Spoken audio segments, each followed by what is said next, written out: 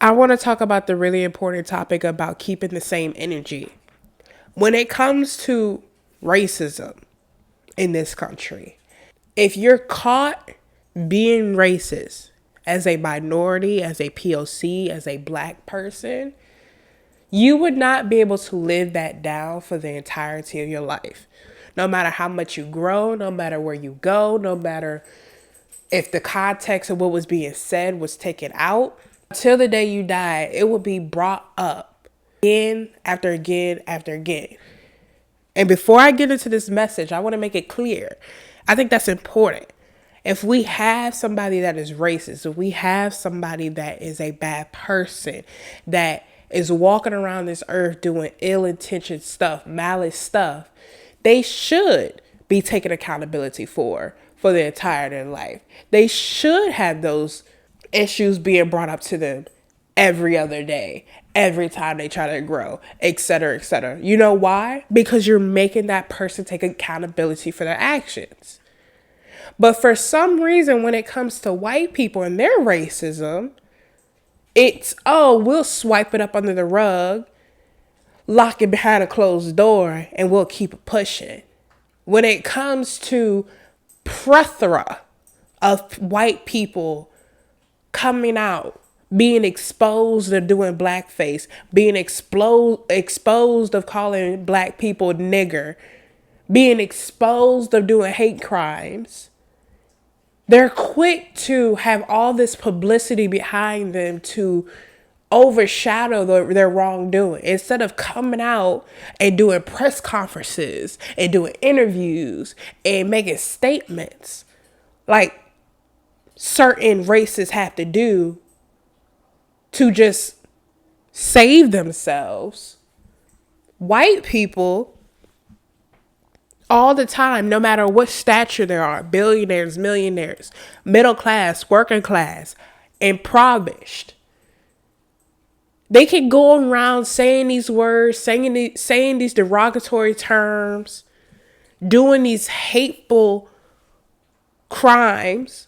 And I've seen, and we've all seen historically and personally, where a white person has committed a hate crime, killed tens of POCs, minorities, clearly showing this is a racism thing, and get slapped on the wrist when it comes to the judicial system.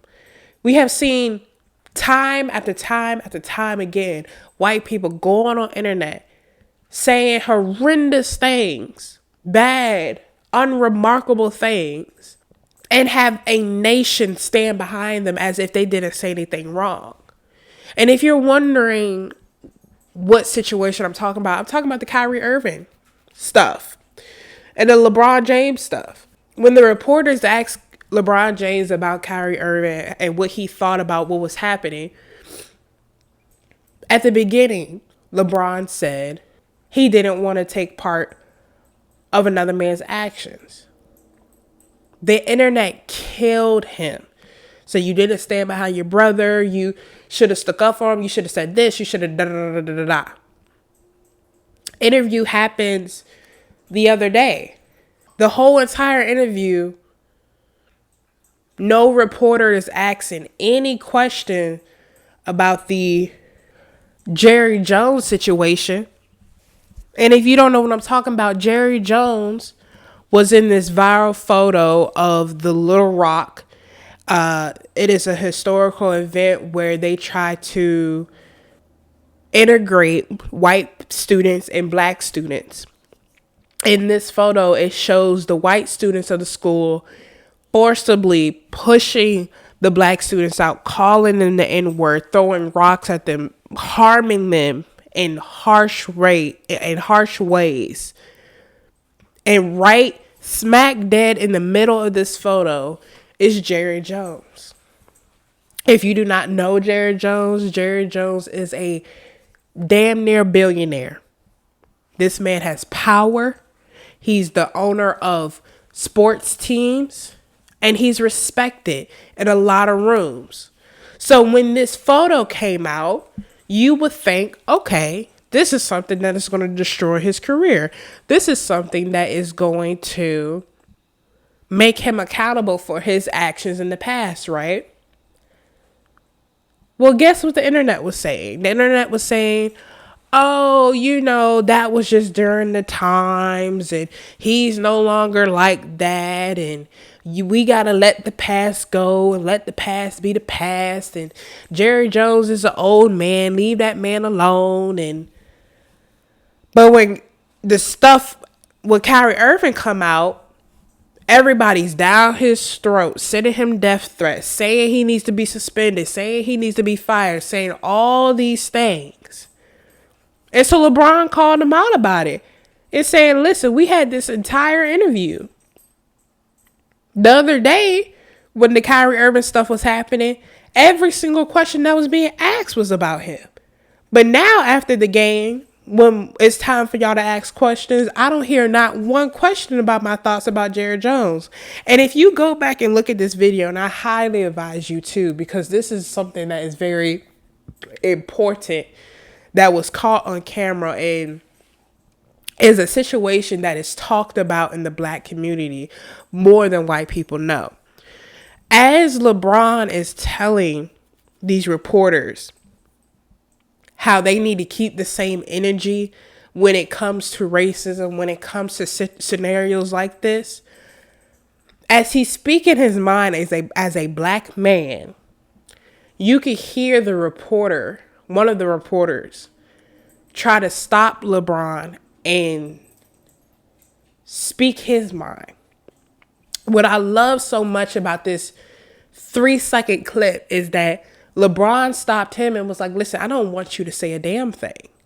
I want you to sit here and listen to me.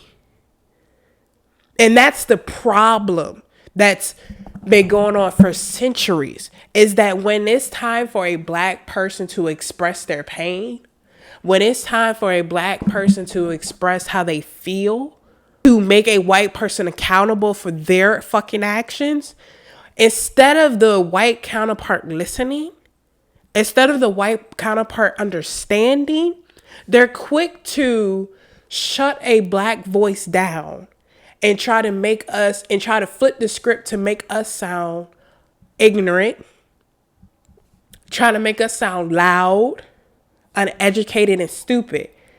And so when I saw this clip of this reporter trying to quickly jump in and LeBron shutting it down, be like, no, don't talk, don't speak. This is my time.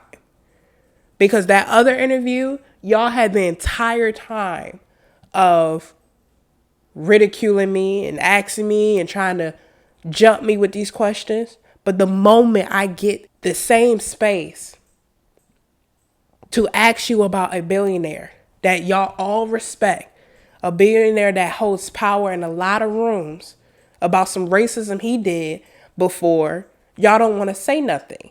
The tabloids don't want to bring it up. Nobody wants to make it a news article. While for Kyrie, they've been talking about it for 30 damn moons and won't let it go. We live in a world where we keep saying we're progressive, where we keep saying today's times isn't like yesterday's times. Racism today isn't like yesterday's racism. You do not have to call a black person a nigger to call them a nigger. You do not have to call a black person a derogatory term to show us you do not like us. Those little innuendos that white people do when we are speaking facts as POCs, minorities, and African Americans, that automatic motion to quiet a POC when they're talking, to overspeak a POC when they're talking. Y'all think this shit that y'all do is very unconscious. Y'all think what it is just a normal interaction. Like, oh, like people do that all the time, but it's like, no, it's different. Yes, I have been in plenty of conversations in my entire life where I'm talking and somebody might accidentally cut me off, and it is what it is, but we keep it moving. But there's a difference with somebody cutting you off in a conversation that's regular And then there's another difference when you're talking about something, trying to hold somebody accountable for their fucking actions. And they look at you and said, instead of me understanding and me listening to you, I want you to shut up. I want you to be the quietest person in the room. I don't want you to say a damn thing. That is what bothers not only me, but I know a lot of the African American people, POC and minority people. White people, you might not, quote unquote, see what you're doing, but it's there. The racist antics is there. The ignorance, the tone deafness is there, and we see it all the time. And so the moment when we ask y'all to change, when we ask y'all to stop, y'all scream, this is not racism, this is not that, this is not what you claim it to be. But then when we compare the shit that y'all do now in 2022 to what y'all did in 1950, and it matches, and it gives the same energy, and it's the same exact dialect, and we put them side to side like two pictures, then all of a sudden white people want to go blind and be like, oh, I don't see it. Oh, I don't see the resemblance. I don't see the replica of 2022 and 1950. Y'all might not be chasing us down the street with water hoses and releasing dogs on us, but y'all are fucking racist. And y'all don't take yourselves accountable, just as if when a black person comes out to be racist or to have a racial moment, y'all want to put us 6 feet under, put us in a goddamn cage, not feed us, and beat us to death until we say, I'm sorry, master, I did that. I'm sorry, master, I messed up and said that. The moment we try to do that for y'all, it's like, oh, we don't see it. Oh, let's move on to the next conversation. Let's move on to the next discussion. This is over. I'm tired. I'm bored. But you're not bored when a black person messes up. You're not bored when a POC or a minority mess up. You get entertainment out of it. You feed off of the energy of our misery and our pain and our suffering and issues. But you constantly want to look perfect in not only your eyes, but in society's eyes. And even with the things I just said in this video, people are going to click off. People are going to roll their eyes, and people are going to say what I'm saying is wrong and it's ignorant, it's not. And you know why?